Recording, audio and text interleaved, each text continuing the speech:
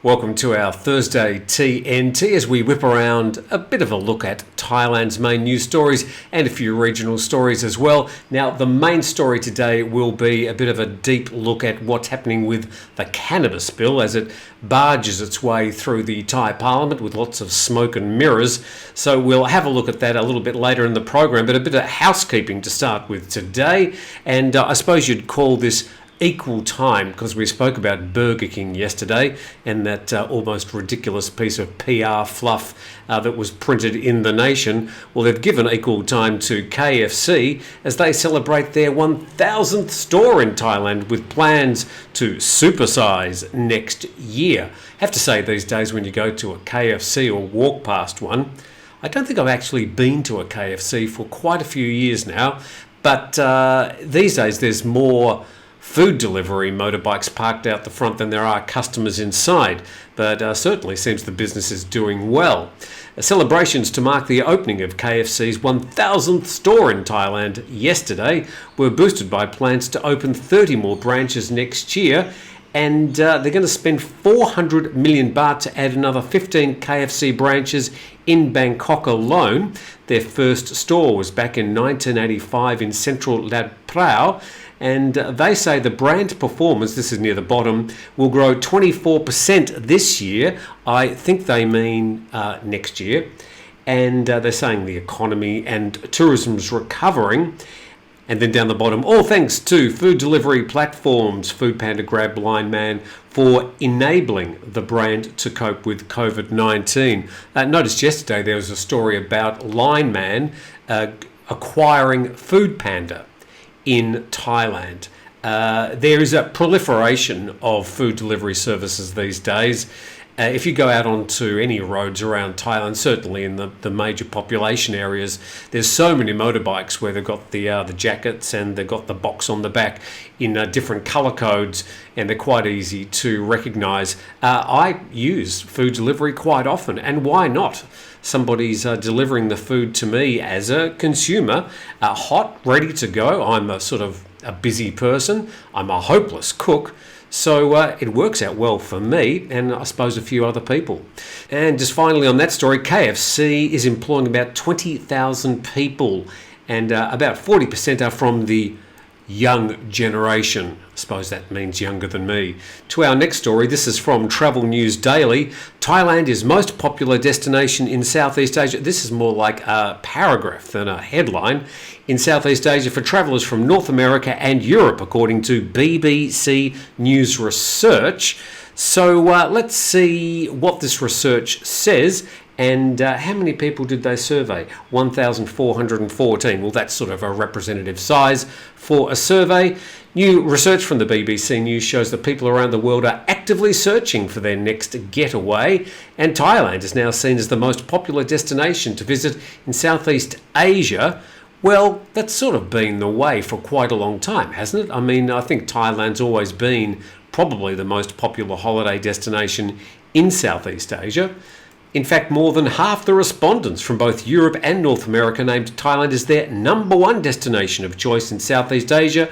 57% who were intending to travel to Southeast Asia said they'd be likely to visit Thailand above any other country in the region. Research showed that travellers to Southeast Asia are often experienced world travellers looking for new and different experiences, and they plan to stay for 1 to 2 weeks, preferring self-planned trips to package deals. Almost like I'm reading a paragraph about world travel from the 1990s. I think certainly Europe and North America are well past using a lot of those package deals, and even the newer countries coming here over the past 10 years, Russian tourists, Chinese, South Koreans, Indians, they're now sort of moving past the package deals and starting to travel independently as well. So that paragraph seems to be in a bit of a time warp. The research showed that nearly 4 in 5 Europeans who plan to visit Southeast Asia say they plan to embark on the trip in the next 6 months. 91% of the travellers looking for unique culture and heritage, and 72% of travellers conscious of minimising their impact on the local environment. Well, I'm not sure if most of the travellers to Thailand are that earnest. I think most people are just looking for a good time, a relaxation, or sitting on the beach. The next story from Thai PBS saying that online gambling operator has been given 20 years in prison. A major online gambling operator was sentenced to 54 years in prison, reduced to 20 years yesterday after being found guilty of 25 offences related to illegal gambling by the criminal court. Well, this seems like an excessive sentence for something like online gambling, given that gambling is not that well hidden in Thailand, and a lot of Thai people do like to gamble, although officially it is illegal. 18 others who were also involved in the gambling were given prison terms from 3 months to 14 years. Two escaped during the trial. According to prosecutors, 575,000 financial transactions were recorded over 2 years, worth an estimated 1.7 billion baht. So even though there's a lot of money involved, those sentences do seem a little bit excessive, but from somewhat of a major crime to a minor crime. And this is from Thai PBS World as well. A woman paid to open bank account for someone else has been arrested. A woman who opened a bank account for an online scamming gang in exchange for a small payment, and when you find out how small the payment was, you might be surprised. She's been arrested by undercover police in Ubon Ratchathani. She was arrested on fraud charges. She was 21 years old. She was paid just 300 baht for opening the bank account for a Facebook page, but that page was used to collect payments for goods ordered online from the scammer's website, and they were never delivered. Soon afterwards, she said she received a summons to report to Krabi Provincial Police, and she'd managed to contact the person duped by the scamming gang and settle the debt. So just a few stories making some headlines around Thailand today. We'll have a talk about the main story, the latest debate on the Cannabis Bill in the Thai Parliament on TNT, right after this.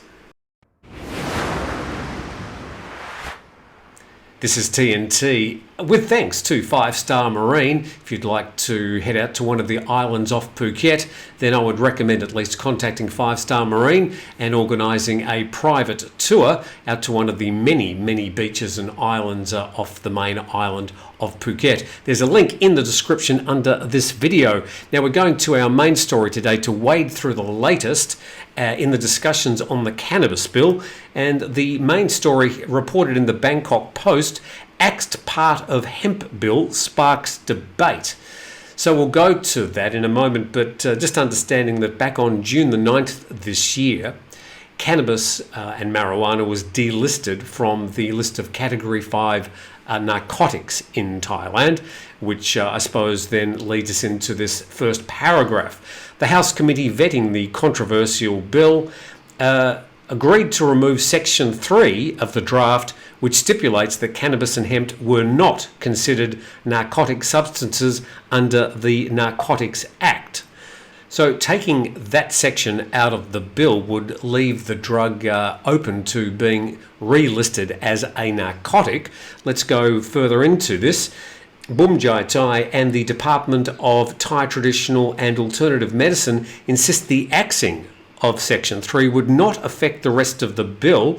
Now, it was returned for a second reading yesterday after the bill was sent back to the House Committee for review in September, but yesterday's meeting was adjourned before the MPs could cast their votes. The chairman of the panel and a list MP for the Bum Jai Thai party, they are the party that will sponsor this bill, the leader being the Public Health Minister Anatun Sharvirakun, who is a big supporter of the removal of cannabis from the narcotics list and trying to promote the medical use of cannabis.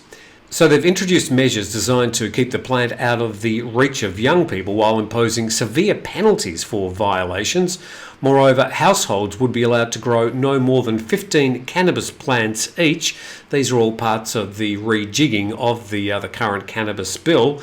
As a result, the draft law, which originally had 45 sections, currently contains 95. You sort of worry when these bills get longer than about an A4 page, with 95 sections, there is obviously a lot of interpretation and legalese that would become involved. Urging MPs to openly discuss their concerns, the Bumjai Thai member asked them to pass the bill, which he said is a necessary tool to recognise the medical usage of the plant while controlling its recreational use. That paragraph is the elephant in the room, isn't it? Obviously, the recreational use is the big talking topic.